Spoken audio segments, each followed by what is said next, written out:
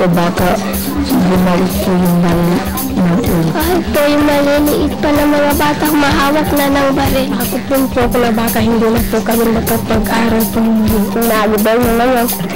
Parang hindi na kami pinapansin. Pag malaki na ako po, gusto ko po malaki po ang aming barangay.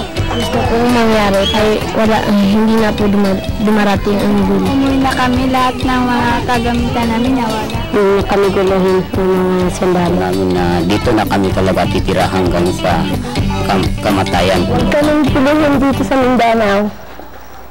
Yun ang karapatan namin, di ba?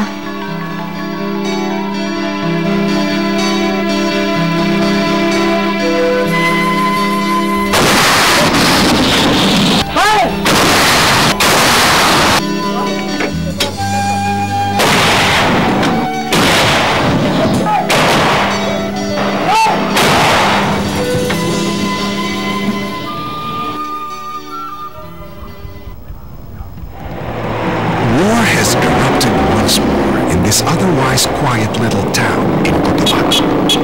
Years of hard work aimed at